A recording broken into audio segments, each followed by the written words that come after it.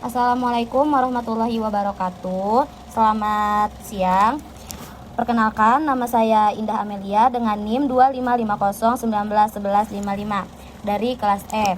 Di sini saya akan mempresentasikan hasil kajian saya, yaitu kajian struktur, molekul, dan mekanisme reaksi pada sintesis obat sederhana ibuprofen. Di sini kita bakal membedah obat ibuprofen ini dari sudut pandang kimia organik, mulai dari bentuk strukturnya, sifatnya, sampai bagaimana mekanisme reaksinya saat disintesis. Kemudian ada latar belakang, yaitu ibuprofen merupakan obat golongan AINS yang sangat luas digunakan masyarakat sebagai pereda nyeri dan penurun demam. Efektivitas dan sifat fisikokimia obat ini ditentukan oleh karakteristik struktur molekulnya yang unik, meliputi cincin aromatis, gugus isobutil nonpolar, dan gugus asam karboksilat polar.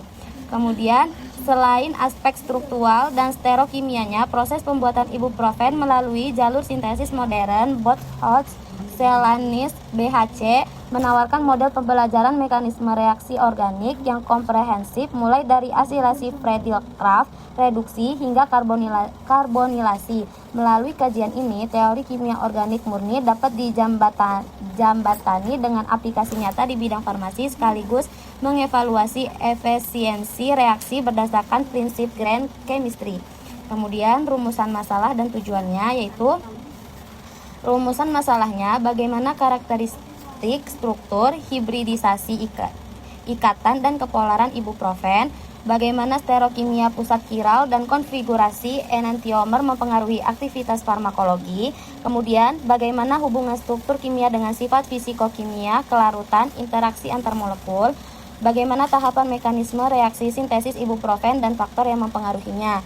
Selanjutnya itu ada tujuan, yaitu untuk mengidentifikasi gugus fungsi hibridisasi ikatan sigma atau phi dan kepolaran molekul ibuprofen.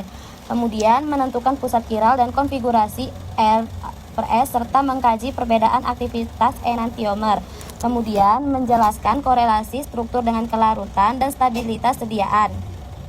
Kemudian menguraikan mekanisme pergerakan elektron pada jalur sintesis serta evaluasi efisiensinya. Kemudian di sini ada struktur molekulnya, yaitu ada nama IUPAC-nya asam 2-4 isobutil-fenil propanoat. Kemudian rumus molekul C13H18O2, berat molekulnya 206,28 gram per mol. Kemudian komponen kerangka terdiri dari gugus asam karboksilat, COOH, cincin aromatik fenil, dan rantai samping isobutil. Sekarang kita lihat struktur molekulnya. Ibuprofen punya nama IUPAC asam 2-4 isobutil fenil propanoat dengan rumus kimia C13H18O2. Kalau kita lihat gambarnya kerangka, ini punya 3 bagian penting, yaitu ada cincin aromatiknya, benzenat. Kemudian di tengahnya itu ada fungsi menstabilkan molekul lewat delokalisasi elektron dan berperan penting untuk berikatan dengan reseptor target di tubuh kita lewat interaksi hidrofobik.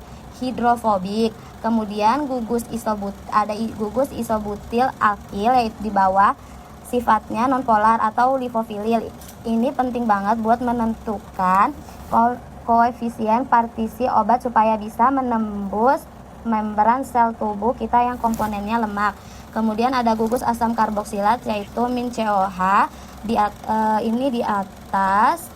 Ini yang bikin dia bersifat asam dan jadi pusat polar utama untuk ngebentuk ikatan hidrogen. Kemudian di sini ada identifikasi gugus fungsi, yaitu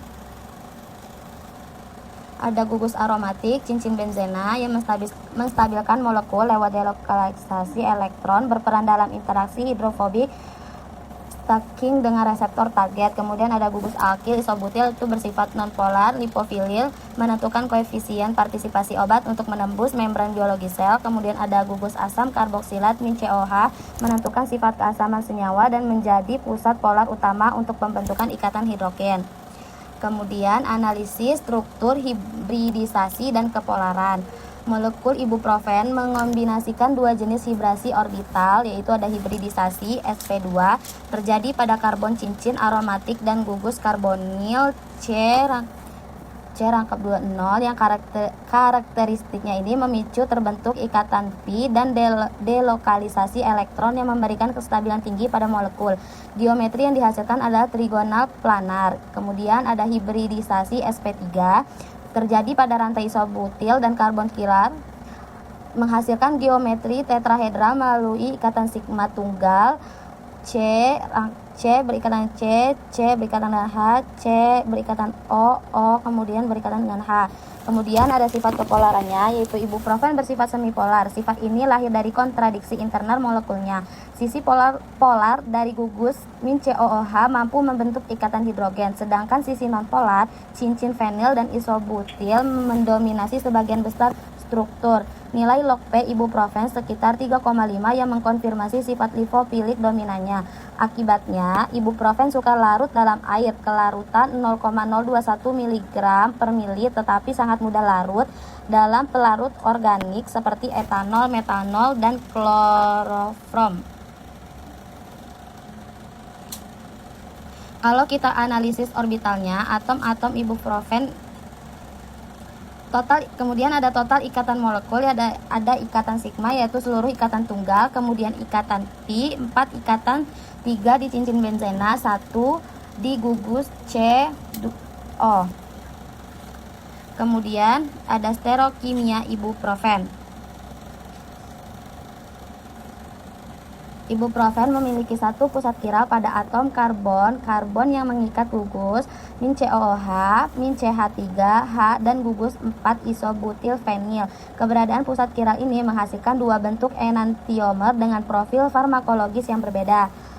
S. Ibuprofen aktif memiliki afinitas yang jauh lebih tinggi terhadap enzim sikloksigenase COX-1 dan COX-2, yaitu enantiomer inilah yang bertanggung jawab utama memberikan efek anti-inflamasi, analgesik, dan antipretik dengan cara menghambat sintesis prostaglandin. Konfigurasi S ditentukan berdasarkan aturan Chan-Ingol-Prelog atau CIP. Kemudian R. Ibuprofen yaitu kurang aktif. Meskipun aktivitas langsungnya rendah, enantiomer R tidak sia-sia karena di dalam tubuh manusia akan mengalami konversi enzimatik bioinversi menjadi bentuk S-ibuprofen yang aktif. Proses ini dikatalisis oleh enzim 2-aryl propionil CoA epimerase di hati berdasarkan sebagai campuran resema 50:50 karena bioinversi R menjadi S yang efisien serta pertimbangan ekonomi produksi. Bagian sterokimia ini ibuprofen itu punya satu pusat kiral di atom karbon alfa, yaitu karbon yang mengikat 4 gugus berbeda. Karena punya pusat kiral, dia punya dua bentuk enantiomer yang bayangan cerminnya nggak bisa saling tumpang tindih, yaitu bentuk S dan bentuk R. Kalau S ibuprofen itu bentuk yang aktif, dia punya afinitas tinggi buat nempel dan menghambat enzim COX-1 dan COX-2, jadi efek ngerendahin nyerinya berasal dari bentuk S ini. Kemudian kalau R ibuprofen itu kurang aktif, tapi di dalam tubuh kita bentuk R ini nggak kebuang sia-sia karena bakal mengalami bioinversi diubah sama enzim di hati menjadi bentuk S yang aktif, karena tubuh kita bisa mengubah bentuk R menjadi S dengan efisien. Makanya di pasaran ibuprofen dijual bentuk campuran resemat 50:50 karena secara ekonomi biaya produksinya jauh lebih murah dibanding harus memurnikan bentuk S-nya aja. Kemudian lanjut ada hubungan struktur dengan sifat fisikokimia. Pada pH fisiologis lambung yang asam pH 1-3, ibuprofen sulit larut karena gugus min COOH berada dalam bentuk tidak terionisasi. Kelarutannya baru meningkat di usus halus pH 5-7 karena gugus min COOH menjadi min COOmin untuk mengatasi disolusi yang lambat pada lambung. Industri farmasi menerapkan 3 strategi utama, yaitu mengubahnya menjadi garam natrium ibuprofen yang lebih polar, kemudian memperluas permukaan partikel melalui teknik mikronisasi, kemudian memformulasikannya dalam bentuk sediaan suspensi. Kemudian ada interaksi antar molekul dan stabilitas.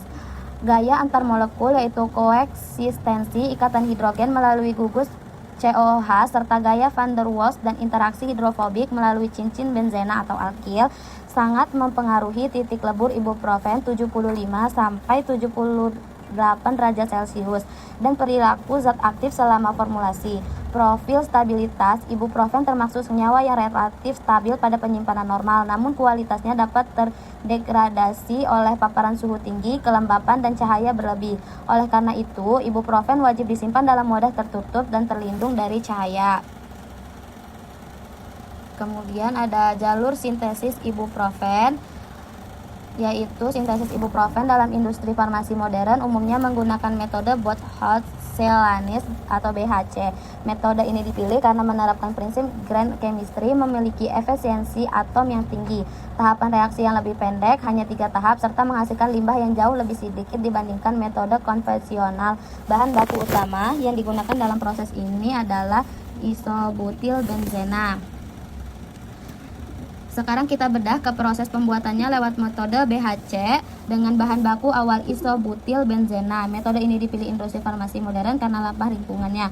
Kemudian selanjutnya ada jenis-jenis reaksi dalam sintesis, yaitu ada 4, yaitu ada substitusi aromatik elektrofilik SER berlangsung melalui asilasi Friedel-Crafts di mana gugus asetil menggantikan atom hidrogen pada cincin benzena milik isobutilbenzena. Reaksi ini menghasilkan P-isobutil lacetophenon sebagai produksi resonansi para posisi.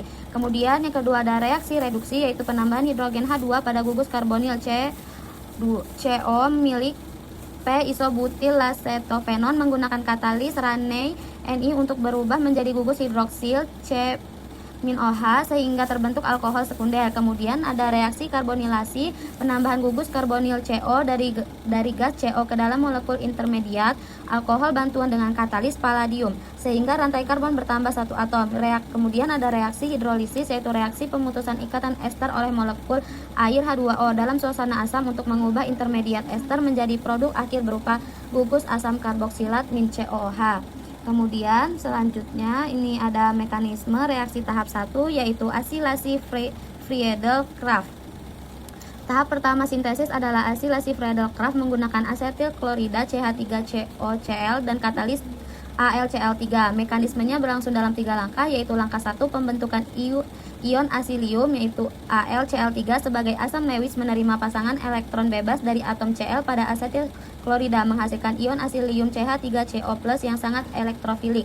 Kemudian di langkah kedua serangan elektrofilik dan pembentukan ion arenium, yaitu ion asilium menyerang cincin aromatik isobutilbenzena pada posisi para. Karena gugus isobutil bersifat pengarah ortopara, terbentuk ion intermediat arenium sigma kompleks yang bermuatan positif dan tidak aromatik. Langkah ketiga yaitu pemulihan aromatisitas, yaitu proton H+ terlepas dari ion arenium, aromatisitas cincin kembali pulih dan menghasilkan produk P-isobutil lacetophenon AlCl3 diregenerasi kembali.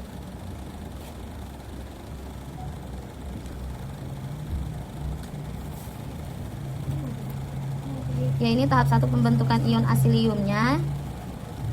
Pembentukan kemudian tahap 2-nya serangan elektrofilik, kemudian deprotonasi.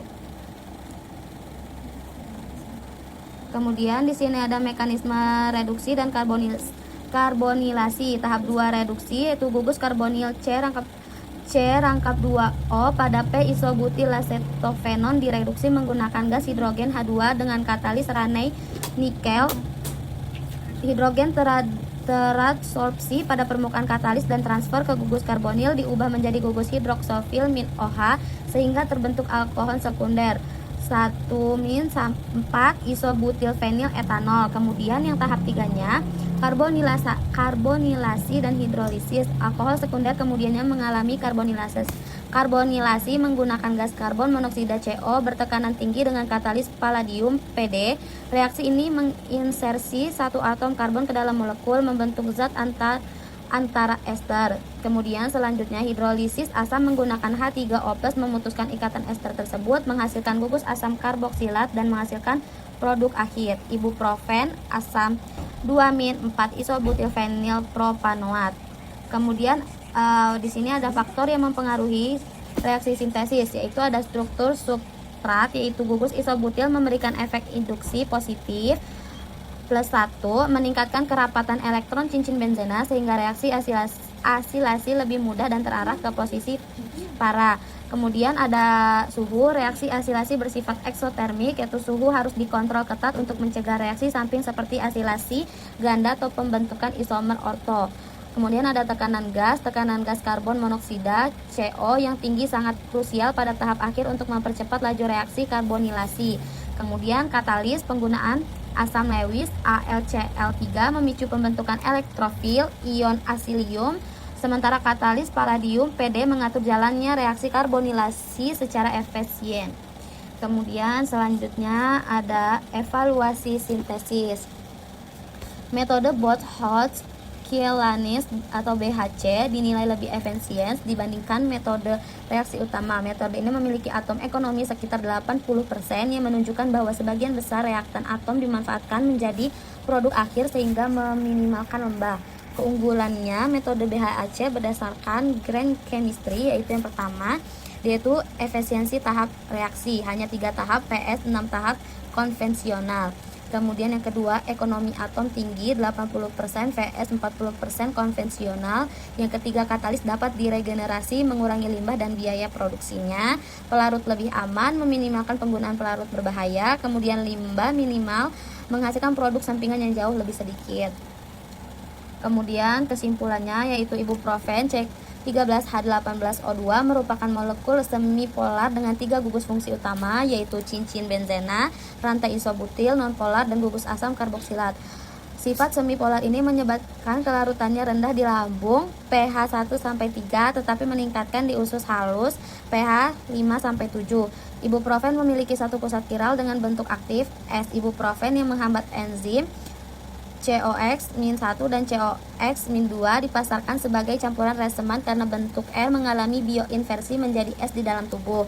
Kemudian yang terakhir, sintesis metode BHC melalui 3 tahap reaksi: asilasi Friedel, Kraft, reduksi, karbonilisasi, dan hidrolisis. Mempresentasikan grain chemistry dengan atom ekonomi 80% dan penggunaan katalis yang dapat diregenerasi menjadikannya jauh lebih efisien dibandingkan metode konvensional. Nah, ini ada daftar pustakanya. Kemudian sekian presentasi dari saya. Kurang lebihnya saya mohon maaf. Saya tutup. Assalamualaikum warahmatullahi wabarakatuh.